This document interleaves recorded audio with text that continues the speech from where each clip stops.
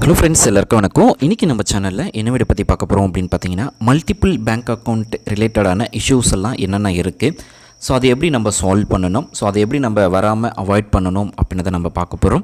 அது மட்டும் இல்லாமல் மல்டிபிள் அக்கௌண்ட் வச்சுருந்தா அப்படின்னா என்னென்ன பெனிஃபிட்ஸ்லாம் இருக்குது அப்படின்றத நம்ம பார்க்க போகிறோம். அதேமாரி மல்டிபிள் அக்கௌண்ட் வச்சுருந்தா என்னென்ன இஷ்யூஸ் எல்லாத்தையும் நம்ம ஃபேஸ் பண்ணுற மாரி இருக்கும் அப்படின்றதையும் இந்த வீடியோவில் வந்து நம்ம ஒன் பை ஒன்னாக நம்ம பார்க்க போகிறோம். ஸோ வீடியோவை நீங்கள் ஃபஸ்ட் அந்த லாஸ்ட் வரைக்கும் நீங்கள் ஸ்கிப் பண்ணாமல் பாருங்கள். ஸோ ஃபஸ்ட்டு மல்டிபிள் அக்கௌண்ட் வச்சுருந்தா என்னென்ன பெனிஃபிட்ஸ்லாம் இருக்குது அப்படின்றத நம்ம பார்க்கலாம். ஸோ ஃபஸ்ட்டு பார்த்திங்க அப்படின்னா easy tracking of different type of transaction. So உங்களுடைய டிரான்சாக்ஷன்ஸை டிஃப்ரெண்ட் வேல நீங்கள் வந்து ட்ராக் பண்ணிக்கலாம். ஸோ அது வந்து ஸ்ப்ளிட் பண்ணிக்கலாம். ஸோ உங்களுடைய டிரான்சாக்ஷன்ஸை வந்து ஸ்ப்ளிட் பண்ணி நீங்கள் வந்து ஸ்பெண்ட் பண்ணிக்கலாம். ஸோ அதுக்கான ஆப்ஷன்ஸ் வந்து மல்டிபிள் அக்கௌண்ட் வச்சுருந்தால் உங்களுக்கு வந்து இருக்கும். நெக்ஸ்ட் பார்த்திங்க அப்படின்னா reduce dependency on one bank. So ஒரே பேங்க்கை வந்து நீங்கள் டிபெண்ட் பண்ணி தான் இருக்கணும்னு அவசியம் கிடையாது. ஸோ மல்டிபிள் அக்கௌண்ட் வச்சுருக்கீங்க அப்படின்னா ஸோ ஒரு அக்கௌண்ட் இல்லை அப்படின்னா 100 அக்கௌண்ட்டை வந்து நீங்கள் மேனேஜ் பண்ணிக்கலாம். ஸோ அந்த மாதிரி ஆப்ஷன்ஸை நீங்கள் டிபெண்ட் பண்ணி இருக்கிறத வந்து அவாய்ட் பண்ணுறதுக்கு இந்த மல்டிபிள் அக்கௌண்ட்டை வந்து உங்களுக்கு வந்து யூஸ் ஆகுது. Next cost efficiency for people with high ATM usage.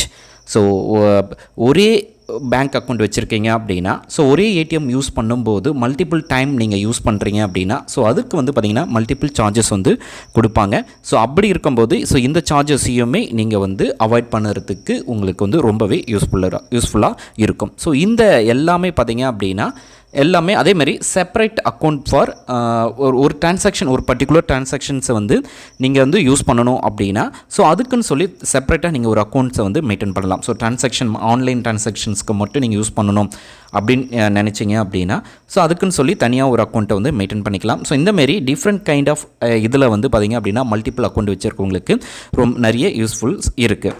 Next இதில் வந்து என்னென்ன இஷ்யூஸ் எல்லாம் நீங்கள் ஃபேஸ் பண்ணுற மாதிரி இருக்கும். ஸோ மல்டிபிள் அக்கௌண்ட்டை வச்சுருந்தால் என்னென்ன இஷ்யூஸ் எல்லாத்தையும் நீங்கள் ஃபேஸ் பண்ணுற மாதிரி இருக்கும் அப்படின்றதையும் நம்ம பார்க்கலாம். ஸோ நெக்ஸ்ட் பார்த்திங்க அப்படின்னா ஒவ்வொரு அக்கௌண்ட்டுமே மினிமம் பேலன்ஸை வந்து நீங்கள் ஆவரேஜாக கண்டிப்பாக மெயின்டைன் பண்ணணும்.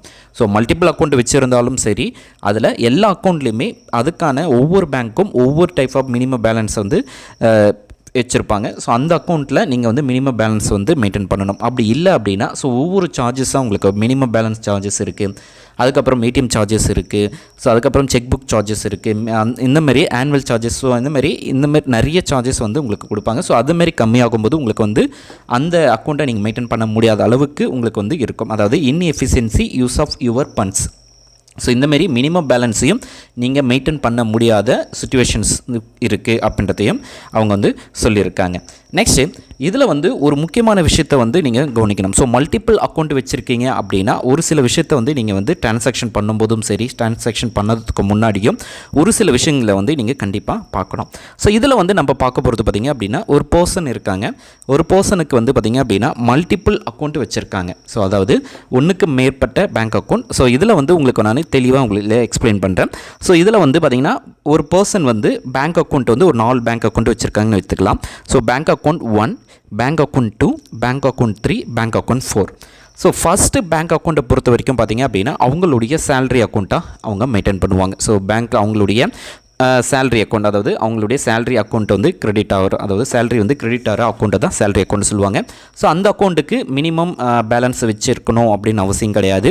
அதேமாரி அந்த சேலரி அக்கௌண்ட்டு அவங்க மெயின்டைன் பண்ணுறாங்க அப்படின்ற பொறுத்தத்தில் அவங்களுக்கு அந்த போடும்போது அதுக்கான டேக்ஸ் அமௌண்ட்டு டிடெக்ஷன் பண்ணிவிட்டு தான் அவங்களுக்கு வந்து அந்த சேலரியை அவங்களுடைய அக்கௌண்ட்டில் போடுவாங்க. ஸோ அந்த டிடெக்ஷன் ஆன அமௌண்ட்டை நீங்கள் வந்து பார்த்திங்க அப்படின்னா இன்கம் டேக்ஸ் கிளைம் பண்ணும்போது அந்த அமௌண்ட்டை நீங்கள் ரீஃபண்ட் எடுத்துக்கலாம். ஸோ அது ஒன்று.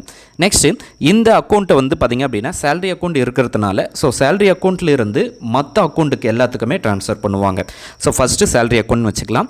நெக்ஸ்ட்டு ஒரு சேவிங்ஸ் அக்கௌண்ட் அப்படின்னு சொல்லி ஒரு சேவிங்ஸ் அக்கௌண்ட் வச்சுருப்பாங்க. நெக்ஸ்ட்டு டெபாசிட் அக்கௌண்ட் அப்படின்னு சொல்லி டெபாசிட் அக்கௌண்ட், அதுக்கப்புறம் இஎம்ஐ அண்ட் டிரான்சாக்ஷனுக்குன்னு சொல்லி ஒரு தனித்தனியாக அக்கௌண்ட்டை வந்து மெயின்டைன் பண்ணுறோம் அப்படின்னு வச்சுக்கலாம்.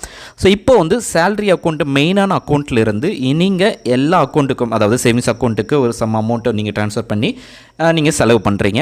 அதேமாரி டெபாசிட் அமௌண்ட்டுக்கும் ஸோ ட்ரான்சாக்ஷன் பண்ணுவீங்க. ஸோ இஎம்ஐ அக்கௌண்ட்டுக்கும் ட்ரான்ஸ்ஃபர் பண்ணுவீங்க.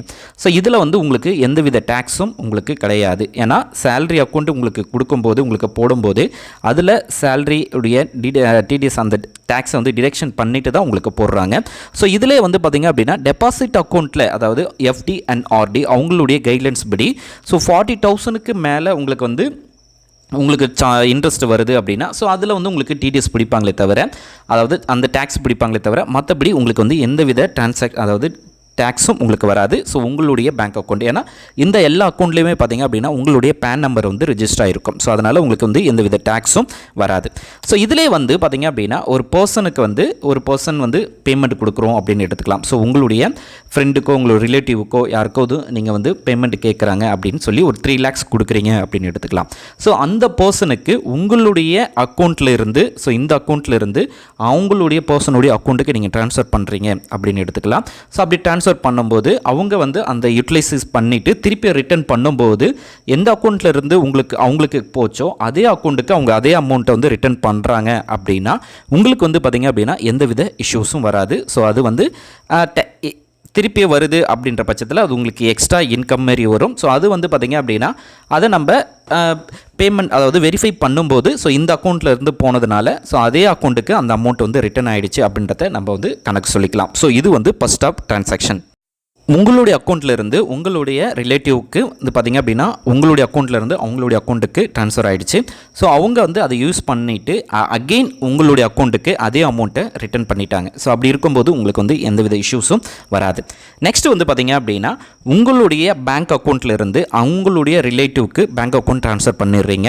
ஆனால் அந்த பர்சன் வந்து பார்த்திங்க அப்படின்னா உங்களுடைய பேங்க் அக்கௌண்ட் ட்ரான்ஸ்ஃபர் பண்ணாமல் உங்களுக்கு வந்து கேஷ் எடுத்து வந்து கொடுக்குறாங்க அப்படின்னா ஸோ கேஷை நீங்கள் ரிசீவ் பண்ணிடுறீங்க. நீங்கள் அந்த கேஷை உங்களுடைய பேங்க் அக்கௌண்ட்டில் போட்டு நீங்கள் டெபாசிட் பண்ணுறீங்க அப்படின்னா உங்களுக்கு வந்து பார்த்திங்க அப்படின்னா அது எக்ஸ்ட்ரா இன்கம் மாதிரி உங்களுக்கு வந்து ஜென்ரேட் ஆகிடும். ஸோ அப்போ உங்களுக்கு வந்து நீங்கள் உங்களுக்கு வந்து டேக்ஸ் வந்து பே பண்ணுற மாதிரி உங்களுக்கு வந்து வரும். ஸோ ஏன்னா நீங்கள் அவங்களுடைய பேங்க் அக்கௌண்ட்டுக்கு நீங்கள் ட்ரான்ஸ்ஃபர் பண்ணீங்க, ஏன்னா அவங்க வந்து பார்த்திங்க அப்படின்னா bank account to bank account transfer பண்ணாமல் கேஷாக எடுத்து வந்து கொடுக்குறாங்க. ஸோ இந்த மாதிரி வரும்போது உங்களுக்கு வந்து அது எக்ஸ்ட்ரா இன்கம் மாதிரி வரும். நெக்ஸ்ட்டு பார்த்திங்க அப்படின்னா உங்களுடைய பேங்க் அக்கௌண்ட்டில் இருந்து உங்களுடைய ரிலேட்டிவ்க்கு நீங்கள் கொடுக்கறதுக்கு நீங்கள் உங்களுடைய பேங்க் அக்கௌண்ட்லேருந்தே வித்ட்ரால் பண்ணிவிட்டு உங்களுடைய ரிலேட்டிவ்க்கு நீங்கள் கொடுக்குறீங்க. அதாவது உங்களுடைய ரிலேட்டிவ்க்கு நீங்கள் கேஷாகவே உங்களுடைய அக்கௌண்ட்லேருந்து எடுத்து அவங்களுடைய கேஷாகவே அவங்களுக்கு கொடுக்குறீங்க. ஆனால் உங்களுடைய ரிலேட்டிவ் அந்த கேஷை வந்து பார்த்திங்க அப்படின்னா உங்களுடைய பேங்க் அக்கௌண்ட்டுக்கு ட்ரான்ஸ்ஃபர் பண்ணிடுறாங்க. ஸோ அப்படி பண்ணும்போது உங்களுடைய அக்கௌண்ட்டில் வந்து எக்ஸ்ட்ரா இன்கம் மாரி கிரெடிட் ஆகிடும். ஸோ அப்படி இருக்கும்போது ஸோ இதுக்கு வந்து நீங்கள் டேக்ஸ் வந்து பே பண்ணுற மாதிரி இருக்கும்.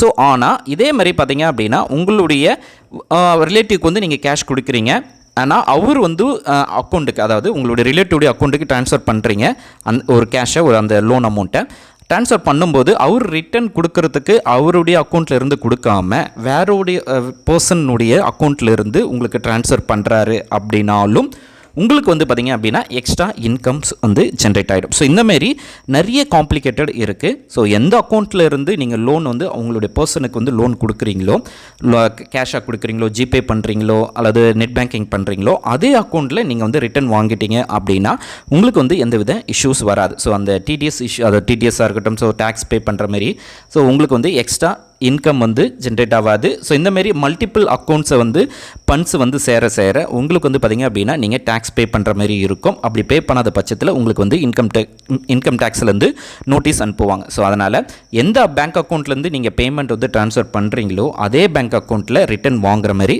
பார்த்துக்கோங்க. அல்லது கேஷாக நீங்கள் வித்ட்ரால் பண்ணி கேஷாக கொடுத்துறீங்க அப்படின்னா ஸோ அந்த கேஷை வந்து மற்ற பர்பஸுக்காக பேங்க்கில் போடாமல் ஸோ மற்ற பர்பஸுக்காக நீங்கள் யூஸ் பண்ணுற மாதிரி யூஸ் பண்ணிக்கணும். ஸோ இந்தமாரி சின்ன சின்ன விஷயத்தை வந்து நீங்கள் நோட் பண்ணிக்கோங்க. ஸோ மல்டிபிள் அக்கௌண்ட்டு வச்சுருக்கிறது இஷ்யூ கிடையாது. அதை சரியான விதத்தில் நீங்கள் ஹேண்டில் பண்ணணும். ஸோ மினிமம் பேலன்ஸ் எல்லாத்தையுமே நீங்கள் கரெக்டாக ஹேண்டில் பண்ணணும். ஸோ டிரான்சாக்ஷன்ஸாக இருக்கட்டும், ஸோ எல்லாமே நீங்கள் வந்து உங்களுக்கு வந்து பெனிஃபிட்ஸாக இருக்குது. ஸோ அதை கரெக்டான விஷயத்தில் நீங்கள் ஹேண்டில் பண்ணும்போது உங்களுக்கு வந்து எந்த இஷ்யூ வராது. அதேமாதிரி டிரான்சாக்ஷன் பண்ணும்போதும் எப்படி பண்ணுறோம் அப்படின்றத கரெக்டாக ஃபாலோ பண்ணுங்கள். ஸோ நம்ம சின்னதாக ஒரு டிரான்சாக்ஷன் தானே பண்ணுறோம் அப்படின்னு சொல்லி நம்ம கேர்ஃபுல்லாக இல்லாமல் இருந்துட்டோம் அப்படின்னா ஸோ நம்ம பெரிய ரிஸ்கில் வந்து நம்ம ஃபீல் பண்ணுற மாதிரி இருக்கும். ஸோ இந்த வீடியோ உங்களுக்கு யூஸ்ஃபுல்லாக இருக்கும்னு நினைக்கிறேன். யூஸ்ஃபுல்லாக இருக்குது அப்படின்னா லைக் பண்ணுங்கள், ஷேர் பண்ணுங்கள். இது வரைக்கும் நம்ம சேனலை நீங்கள் சப்ஸ்கிரைப் பண்ணல அப்படின்னா சப்ஸ்கிரைப் பண்ணிக்கோங்க. நம்ம நெக்ஸ்ட் வீடியோவில் சந்திக்கலாம். தேங்க்ஸ் ஃபார் வாட்சிங்.